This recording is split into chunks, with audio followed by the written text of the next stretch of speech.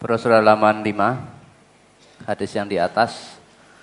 An Aisyah qalat sana'a Rasulullah sallallahu alaihi wasallam amran fatarakhasa fihi fa balagha dzalika nasan min ashabihi fa ka'annahum karihuhu wa tanazzahu anhu fa balaghahu dzalika faqama khatiban faqala ma balu rijalin balaghahum anni amrun tarakhastu fihi fa karihuhu wa tanazzahu anhu fa wallahi la ana a'maluhum billahi wa asyadduhum lahu khasyatan. Rawahu Muslim. Dari Aisyah ia berkata, Rasulullah sallallahu alaihi wasallam pernah melakukan suatu perkara, lalu beliau mendapatkan rukhsah atau keringanan tentang hal itu. Kemudian kabar yang demikian itu sampai kepada orang-orang dan sahabat beliau. Lalu seolah-olah mereka itu merasa tidak suka dan ingin menjauhkan diri dari hal itu. Kemudian hal itu sampai kepada Nabi sallallahu alaihi wasallam. Lalu beliau bangkit dan berkhutbah. Beliau bersabda, bagaimana keadaan orang-orang yang telah sampai kepada mereka suatu perkara dariku yang aku telah mendapat keringanan padanya, lalu mereka tidak suka dan ingin menjauhkan diri darinya. Demi Allah, sungguh aku adalah orang yang paling mengetahui di antara mereka kepada Allah dan yang lebih takut kepada Allah di antara mereka. Pertanyaan, mohon penjelasan tentang rukhsah atau keringanan yang dimaksud dalam hadis tersebut, Ustaz. Rukhsah itu keringanan. Banyak keringanan-keringanan yang diberikan oleh Allah kepada Nabi Allah Muhammad SAW, dan hakikatnya itu untuk umatnya juga. Contoh, bagi orang musafir, bentar lagi tekan Ramadan kan, orang musafir itu diberi keringanan oleh Allah, boleh tidak apa? Puasa. Ya, boleh tidak puasa.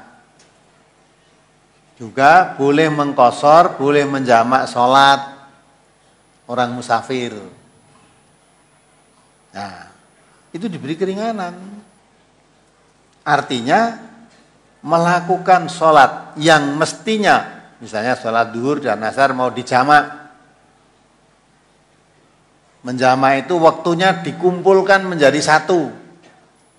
Ini waktu duhur.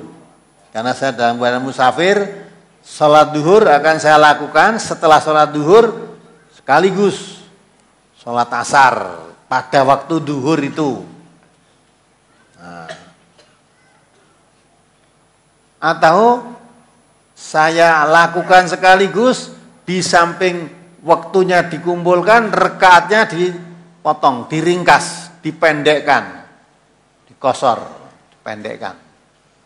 Mestinya duhur itu 4 rekaat, karena saya akan pendekkan rekaatnya jadi 2 rekaat. Sholat asar juga mestinya 4 rekaat. Karena saya akan qashar, saya ringkas 2 rekaat. Sehingga sekarang ini saya sholat duhur 2 rekaat. Selesai sholat duhur, berdiri lagi sholat asar 2 rekaat. Di waktu duhur.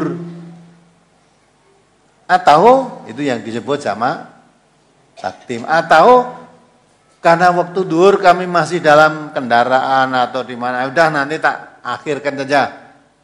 Salat duhur waktunya tak tarik ke waktu salat asar. Jadi waktunya sudah waktu asar, saya salat duhur dulu 2 rakaat, terus saya baru salat asar 2 rakaat. Dijamak dan dikosor di waktu akhir. Ambilkan waktu sholat yang akhir, namanya jamak takhir. Itu rukhsah. Nah, berita-berita keringanan itu sampai kepada para sahabat Nabi. Ada yang tidak puas. Wah, kalau saya ya tidak. Waktunya masih longgar kok, umpamanya itu ya. Waktunya masih longgar kok di jamak. Nah, sampai saya karena waktu asar tuh masih panjang kok. Nah itu. Maka Nabi pidato langsung berdiri. Jadi apa yang diberikan oleh Allah kepada Rasulnya Dan Nabi melakukan suatu yang diberikan keringanan-keringanan itu bukan karena memperingan-ringankan. Memang agama itu ringan. Dan bukan itu buat kesalahan. Aku Nabi, orang yang paling tahu, paling dekat, paling mengerti, ya, paling bertakwa kepada Allah daripada yang lain-lain. Maka apa yang dilakukan Nabi itu kalau diikuti tidak salah. Tidak salah. Itu namanya ittiba. Tapi kalau kita tidak suka mengikuti apa yang dicontohkan Nabi, malah mengikuti yang lain selain Nabi, itu bukan ittiba, namanya taklid. Taklid itu yang dilarang. Kalau ittiba wajib itu, ittiba Rasulullah itu wajib. Sampai Nabi mengatakan man amila amalan laisa alaihi amruna fahuwa raddun. Melakukan perbuatan ibadah yang tidak aku perintahkan, tolak, amalnya ditolak. Nah, itu banyak keringanan-keringanan yang diberikan oleh Allah kepada Nabi Muhammad SAW pada akhirnya untuk umat Islam. Maka keringanan-keringanan yang diberikan oleh Allah itu terima, jangan sampai kita merasa malah ada kala orang itu kan wong jamak zuhur dan asar atau maghrib dan isya, waktunya padahal masih longgar. Mana sekarang ngenteng-ngenteng ke agama. Itu gampang-gampang. Ternyata agama itu gampang aja diangel-angel. Saya bapak ada yang rumahnya dari Semarang atau yang dari Bluro atau dari manalah, Jogja. Nanti selesai pengajian ini sudah salat duhur, masuk waktu duhur. Dah saya tak sholat duhur sekali di sini, sholat duhur 2 rakaat, sholat asar 2 rakaat, sudah pulang. Sampai di rumah, waktu asar mungkin sampai di sana baru adzan asar. Apa harus sholat asar lagi? Tidak, sholat asar sudah dikerjakan di Solo tadi. Itu rusuh. Orang loh waktu ini jek lunggare kaya ngene kok di jamak. Lah itu yang membolehkan itu Allah. Mengkosor itu yang memberi keringanan Allah. Allah mengatakan la junaha alaikum antaksuru minas sholat. Tidak berdosa atas kamu kalau kamu dalam keadaan musafir, kamu mengkosor sholat. Wa idza darabtum fil ardi la junaha alaikum antaksuru minas sholat. Kalau kamu mengadakan perjalanan di muka bumi, maksudnya musafir, tidak berdosa kamu mengkosor sholat. Nah itu namanya rukhsah, keringanan. Nah yang begitu itulah. Kalau itu hal-hal yang tidak disukai oleh Allah, tentu Nabi tidak melakukannya. Maka kalau ada orang Nabi diberi keringanan-keringanan kok tidak marem seolah-olah kok malah nyepeleke. Nah itu apa kamu lebih tahu, lebih takut pada Allah daripada Nabi, lebih takwa kepada Allah daripada Nabi. Nah, itu kan?